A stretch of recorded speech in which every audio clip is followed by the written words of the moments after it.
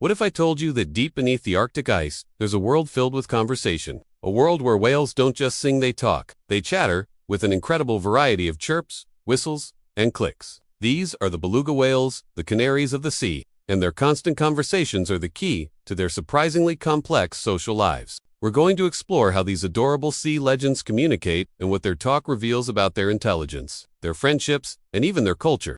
Chirp, squawk, trill, tweet. You'd think we were in a dense, tropical rainforest, but no, these sounds are echoing through the frigid, dark waters of the Arctic. For centuries, mariners navigating these icy seas would hear a symphony of bizarre and beautiful noises, vibrating right through the hulls of their ships. They quickly gave the source of this undersea orchestra a perfect nickname: the Canaries of the Sea. These singers are, of course, the beluga whales, and they are one of the most vocal of all whale species, producing a stunningly diverse array of sounds. We're talking a repertoire that includes melodic whistles, sharp clicks, strange squeals, low, sudden buzzes, and even loud roars. It's a soundscape so rich and varied, it has fascinated scientists for decades. But this isn't just random noise. Each sound has a purpose in the complex life of the beluga. It's their primary tool for navigating the world, finding food, and, most importantly, for talking to each other. To get just how vital this is, you have to picture their environment. The Arctic is a realm of extremes. For much of the year, it's cloaked in darkness and choked with ice. Visibility can be practically zero. In a world like that, sight is a luxury. Sound is everything. Their calls are the threads that stitch their social fabric together, letting them maintain contact, coordinate movements, and sustain the intricate bonds that define their pods. Their survival literally hinges on their ability to be heard. The science of beluga talk. So, how do they produce this incredible symphony without any vocal cords? Belugas have evolved a different method, one that's both bizarre and brilliant. The magic happens around their blowhole, where they have a series of air sacs. By pushing air between these sacs, they can generate a huge variety of sounds, kinda like a master impression. But the real star of the show is the bulbous, fatty organ on their forehead. It's called the melon, and it's one of the most unique features of a beluga. This melon isn't just a lump of fat. It's a highly sophisticated piece of acoustic equipment, made of a complex mix of fats and teeth. The beluga can actually change the shape of its melon at will, manipulating it to focus and project sound. This allows them to precisely direct their vocalizations, which is critical for both communication and seeing their world with sound. In fact, recent studies suggest they even use these melon movements as a form of visual communication, like facial expressions, to convey things like aggression or flirtation. What's wild is that belugas can sometimes be bilingual, producing two completely different sounds at the same time. Imagine hearing a whistle and a series of clicks from a single whale simultaneously. This points to a level of vocal control that researchers are still trying to fully wrap their heads around. The sheer variety of their calls makes them incredibly difficult to classify. One study might identify 9 distinct call types, while another might categorize over 50. This complexity hints that we're only scratching the surface of what they truly sang. More than just noise. Echolocation. Among the vast library of sounds a beluga makes, one category is a true superpower. Like other toothed whales, belugas use high-frequency clicks to literally see with sound. Here's how it works.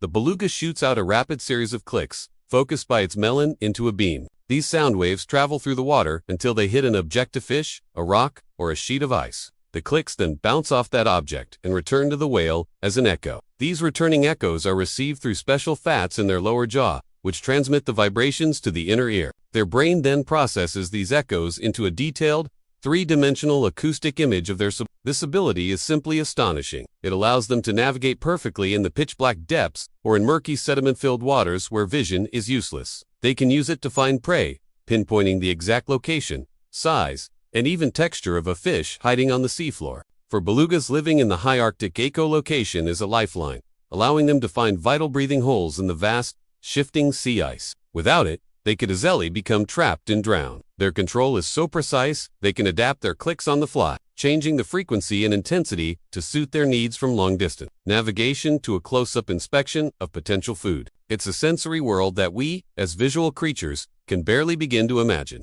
A complex social world.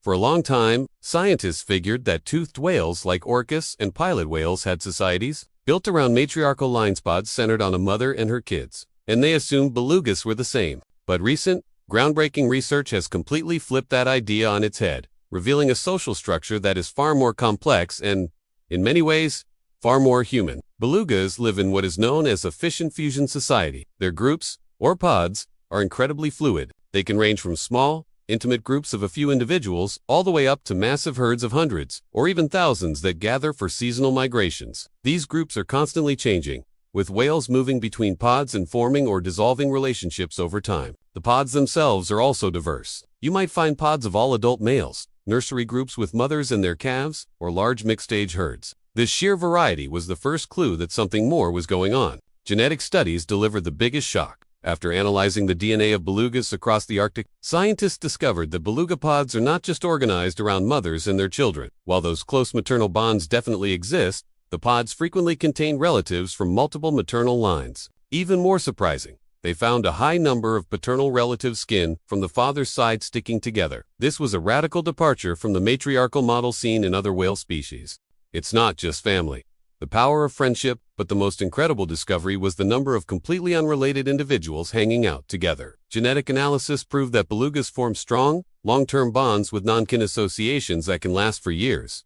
These aren't just temporary alliances, they are a fundamental part of their society. Put simply, belugas have friends. This finding suggests their social structure is remarkably similar to our own. Like us, their communities are complex webs, built not just on immediate family, but on extended relatives and support networks of friends. They cooperate, they form alliances, and they maintain these relationships over their long lifespans, which can be up to 70 years. It forces us to rethink what drives social behavior in the animal kingdom. For belugas, it seems to go beyond simple survival, pointing toward a genuine need for companionship. And how do they manage these complex social lives? It all comes back to their talkative nature. Scientists believe it's their highly developed vocal communication that allows them to maintain these sprawling networks. Their constant chatter lets them stay in touch with friends and relatives, even when separated by miles of murky water. They may even have signature calls that act like names, allowing them to recognize each other over vast distances. Their voices are the very glue that holds their sophisticated society together.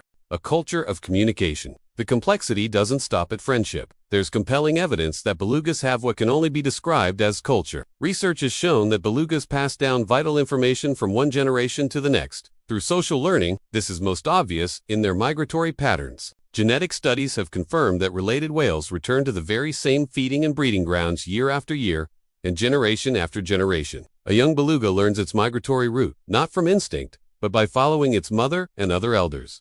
This is inherited culture. This cultural transmission also extends to their language. Different beluga populations have distinct vocal dialects, much like regional accents in humans. And young belugas aren't born with their full vocal range. Much like human babies, they babble. It takes them 1 to 2 years of listening to and imitating their elders to master the complex calls of their specific pod. This vocal learning is another powerful indicator of culture. They are also incredible mimics. Captive belugas have been recorded imitating a wide range of sounds, including, astonishingly, the patterns of human speech. This vocal flexibility demonstrates a high level of cognitive ability and social awareness. It all paints a picture of an animal that is not just intelligent, but also culturally rich. They build societies, they form friendships, and they pass down traditions through a language we are only just beginning to decipher. What part of the beluga's complex life did you find most surprising? Their ability to talk, their deep friendships, or their capacity for culture? Let us know in the comments below. And if you're enjoying this dive into the world of these amazing animals, make sure to subscribe so you don't miss our next exploration.